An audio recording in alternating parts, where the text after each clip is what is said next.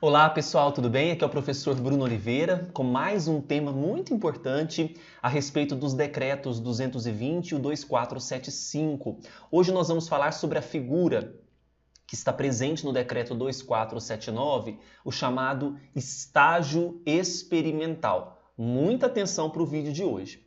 E você, já adquiriu o nosso curso de questões sobre a legislação institucional da Defensoria Pública do Estado do Rio? Não? Passe no site eleitoralcombruno.com.br e adquira o nosso curso. São 150 questões comentadas e inéditas em vídeo, tá bom? Vamos então falar um pouquinho sobre o estágio experimental? Bom, o estágio experimental é diferente de estágio probatório.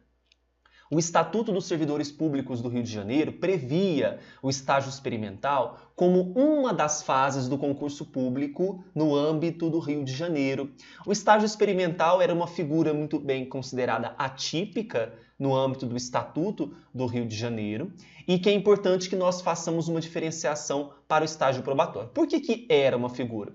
Porque a Lei Complementar 2 de 2011 derrubou o estágio experimental, ou seja, o servidor público que passava por uma primeira fase, por uma segunda fase no concurso público no âmbito do Rio, a primeira fase era de provas ou de provas e títulos, a segunda fase, um exame de sanidade físico e mental, e a figura do estágio experimental, onde ele ficava em um período de 6 a 12 meses no exercício do cargo, sendo analisado ali. Era como se fosse um teste. Não é? Era como se fosse um teste para aquele servidor. Não estou nem falando do estágio probatório.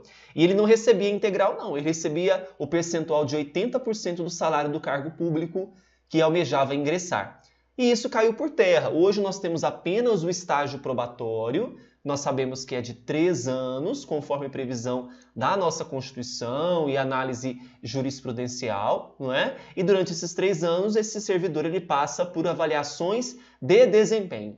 Então, o estágio experimental, que no decreto 2479 estava previsto no artigo 9º, artigo 10, no decreto Lei 220, no artigo 2º, parágrafo 2º, não existe mais. Então, se na sua prova mencionar estágio experimental, lembre-se, essa figura caiu por terra. Muito cuidado, tá bom? Ficamos por aqui. Vamos agora para uma outra dica dos decretos 2479 e Decreto-Lei 220. Até mais.